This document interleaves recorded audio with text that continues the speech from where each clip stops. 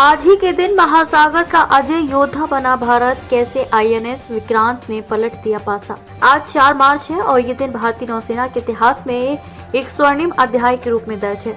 इसी दिन सन 1961 में भारत के पहले विमान वाहक पोत आईएनएस विक्रांत को औपचारिक रूप से नौसेना में शामिल किया गया था। ये जहाज न केवल भारत की समुद्री शक्ति का प्रतीक बना, बल्कि इसने भारतीय सशस्त्र बलों की रणनीतिक क्षमताओं को हमेशा के लिए बदल दिया। यहाँ हम 1961 के आईएनएस विक्रांत की बात कर रहे हैं। वैसे आपको बता दें कि भारत ने बाद में एक और आईएनएस विक्रांत 2013 बनाया, जो स्वदेशी रूप से निर्मित पहला विमान वाहक पोत है। लेकिन आज हम 1961 के आईएनएस विक्रांत और इसके गौरवशाली इतिहास को समझेंगे। आइए विस्तार से समझते हैं। आईएनएस विक्रांत एक साहसी योद्धा। आईएनएस विक्रांत का नाम संस्कृत शब्द विक्रांत से लिया गया है, जिसका अर्थ साहसी होता है। ये मूल रूप से ब्रिटिश रॉयल नेवी के लिए द्वितीय विश्व युद्ध के दौरान एचएमएस हरक्यूलिस के रूप में बनाया गया था। युद्ध समाप्त होने के बाद इसकी निर्माण प्रक्रिया रुक गई थी, लेकिन 1957 में भारत ने इसे अधूरा खरीदा और 1961 में इसे पूरा करके नौसेना में शामिल किया। 4 मार्च 1961 को बेलफास्ट आयरलैंड में भारत की तत्कालीन उच्चायुक्त विजया लक्ष्मी पंडित द्वारा इसे विधिवत रूप से कमीशन किया गया।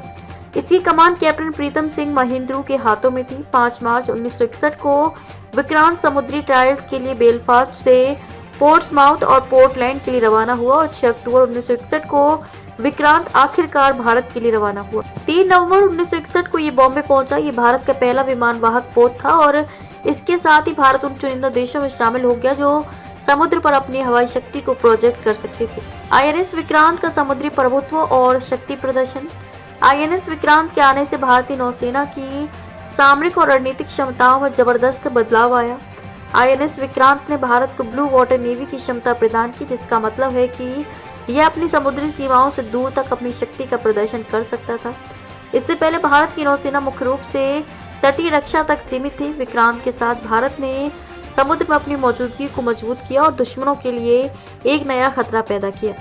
19,500 टन वजनी आईएनएस विक्रांत किसी एशियाई देश का पहला वाहक था और लंबे समय तक ऐसा ही रहा।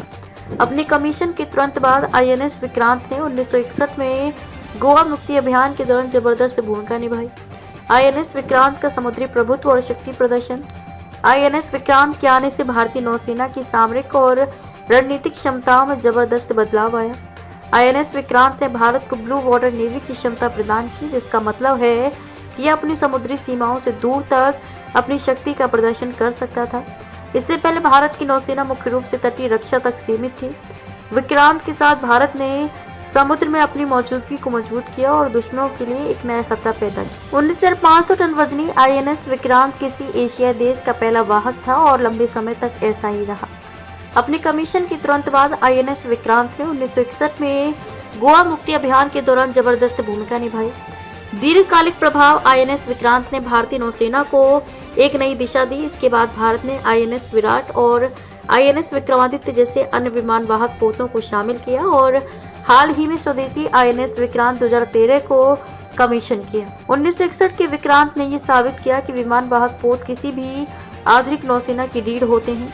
इसने नौसैनिक रणनीति में हवाई शक्ति के महत्व को स्थापित किया। दीर्घकालिक प्रभाव। आईएनएस विक्रांत ने भारतीय नौसेना को एक नई दिशा दी। इसके बाद भारत ने आईएनएस विराट और आईएनएस विक्रमादित्य जैसे अन्य विमान वाहक पोतों को शामिल किया और हाल ही में स्वदेशी आईएनएस विक्रांत 2013 को कमीशन किया। 1961 के विक्रांत ने यह साबित किया कि विमान वाहक पोत किसी भी आधुनिक नौसेना की रीढ़ होते हैं। इसने नौसैनिक रणनीति में अपनी शक्ति के महत्व को स्थापित किया। 1997 में इसे सेवा मुक्त कर दिया गया और बाद में इसे मुंबई में संग्रहालय जहाज के रूप में रखा गया। हालांकि 2014 में इसे स्क्रैप कर दिया गया, लेकिन इसकी विरासत आज भी जीवित है। इसके नाम पर बना नया आईएनएस विक्रांत 2013 उसी साहस और शक्ति का प्रतीक है। 4 मार्च 1961 को आईएनएस विक्रांत का कमीशन भारत के लिए एक ऐतिहासिक क्षण था। इसने न केवल नौसेना की शक्ति को बढ़ाया, बल्कि भारत को वैश्विक मंच पर एक सशक्त समुद्री शक्ति के रूप में स्थापित किया।